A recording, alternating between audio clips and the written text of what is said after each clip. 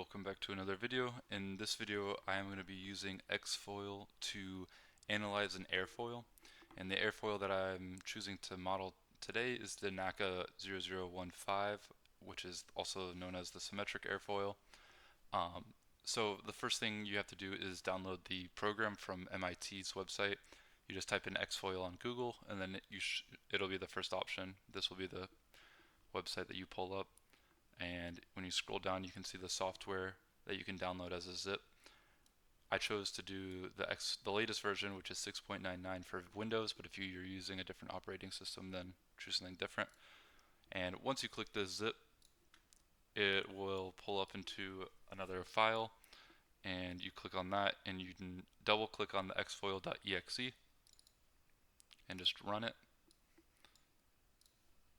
Now this terminal pops up, and we'll begin with our analysis. So like I said, we're doing the NACA 0015, so we will begin by typing that into the terminal, and it'll pull up the parameters for that airfoil. Then what we'll do is we'll smooth it out by using Pane, P-A-N-E, and then we will change some parameters, so we'll do P-A-R, and that'll pop up the rendering of the airfoil, and you can see it's the symmetric one, and it just shows the current one with 160 nodes. So what we're going to be changing is the nodes. So first we'll be doing N250, so it'll change from 160 nodes to 250 nodes. And then we'll also smooth it out to a trailing edge to leading edge panel density ratio of 1. So we'll do T is equal to 1, and then hit enter again. And you'll see that it updated for 250 nodes, and the panel ratio is now 1. So we'll enter again. So it'll go back to the XFoil main menu, and we'll begin with operation. Now for this project I had to do an inviscid analysis, a laminar analysis, which I'm using a Reynolds number of 300,000, and then a turbulent analysis with a Reynolds number of 800,000. So when you're doing this, you can type in visc, and right now it's oper_I, but if you do visc, it'll ask for a Reynolds number, and so I'm going to do 300,000 for that laminar flow first.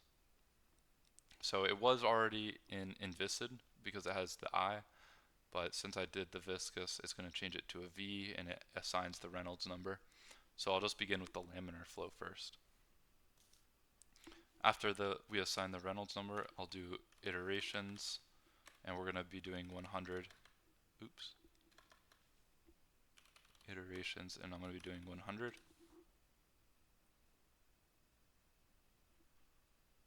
And then we're going to be, for this project, I was doing an angle of attack varying from 0 to 20 degrees, incrementing at 1 degree. So to represent the angle of attack, what you'll do is a sequence, so alpha sequence, from your parameters, so 0 to 20, incrementing 1 degree every time.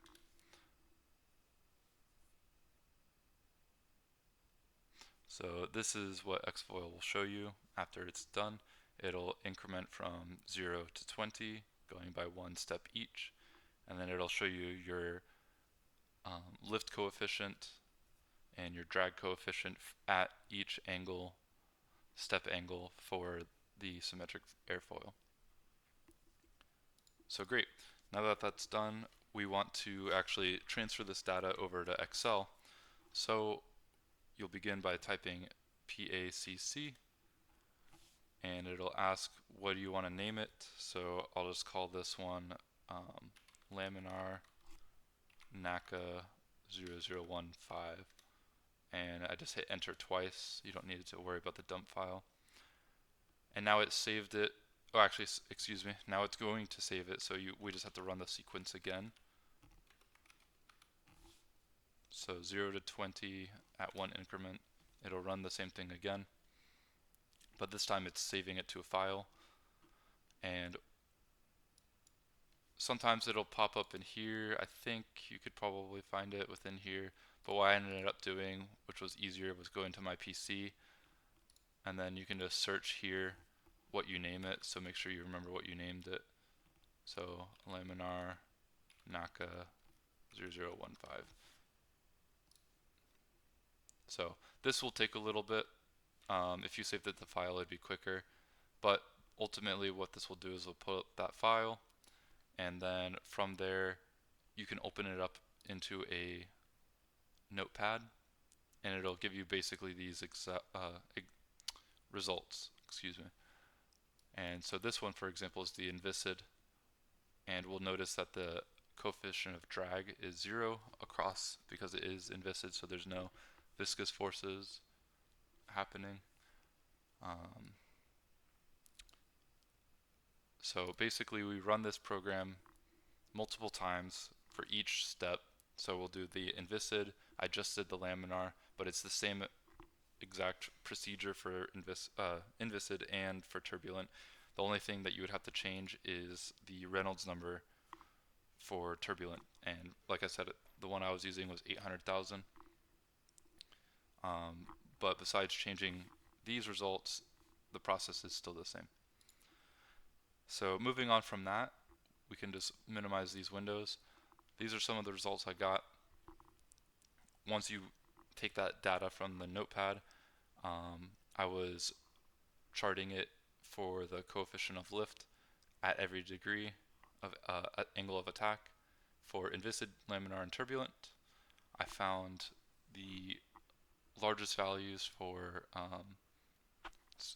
excuse me, the maximum coefficient of lift at inviscid, laminar, and turbulent were here, as also highlighted in the green. And you can see here the degrees that they were found at as well. So 16 degrees for laminar and turbulent, as you can also see here. And inviscid was maxed out because it's just a linear slope. And so obviously the max value is going to be the last degree, which would be 20. And the same thing for our NACA 4415. That was the other one that I had to do for this project. So the inviscid here, and oh, for some reason this got messed up, but the turbulent should be on here as well. We can see the value is less. But another problem that I faced with XFoil was when I was exporting these values, sometimes it wouldn't give me a value, so these are just blank. You can still kind of just guess, or you know, make an educated guess based on how the plot is going. It's not going to be radically different, I should say.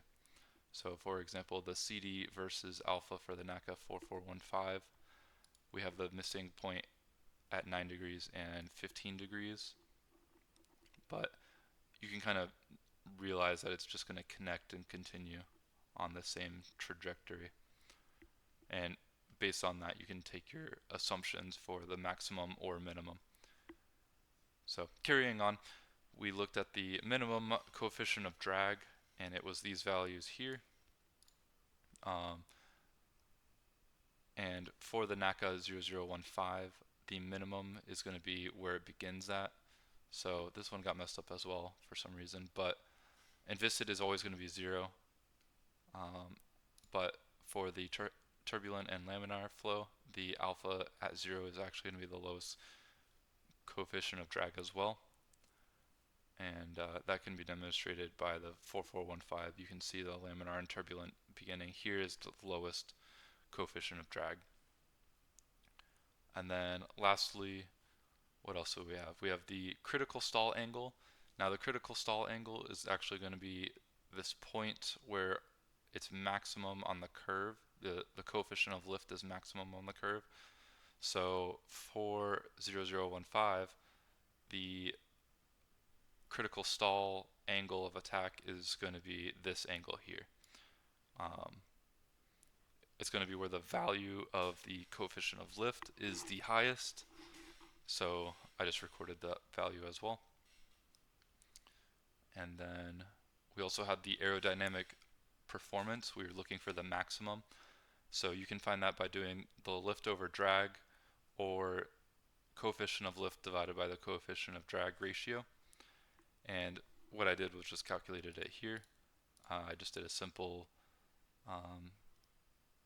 CL divided by CD, and then I just kept doing it, iterating it down each step to claim these values here. And I was able to find the maximum aerodynamic performance according to the laminar and the turbulent flow for the NACA 0015. For laminar, it was at 7 degrees and it became 56.55 approximately. And for turbulent, it was at 9 degrees at a value of 74.21. And that basically sums up this project. The only other thing that really had to do was compare the results.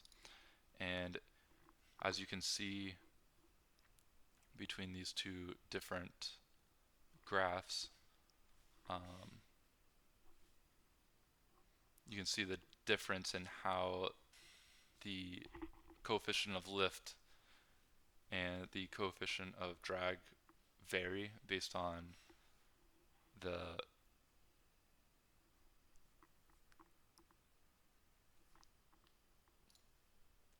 depending on the Reynolds number. So with the Reynolds number of 300,000, the laminar flow for the coefficient of lift is going to be lower for the attack angle as it changes, compared to the turbulent, which is going to have a higher peak of coefficient of lift as it gains in attack angle. And let me see if I can pull up my other ones. So, dang, all of these got messed up. I'm gonna have to redo these again to show, but you can also see here for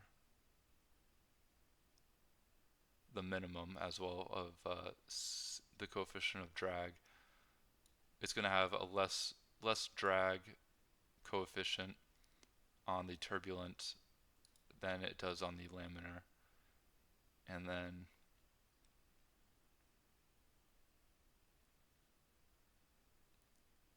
the cambered version is going to have both coefficient of drags are going to be, the minimum is going to be higher on the NACA 4415, which is that cambered, positively cambered style airfoil. But that sums up how you would use XFoil, and you can use plenty of different NACA airfoils in there. It gives a ton of information. It's just a little bit of getting used to that program. But that basically sums up everything. Thank you for watching.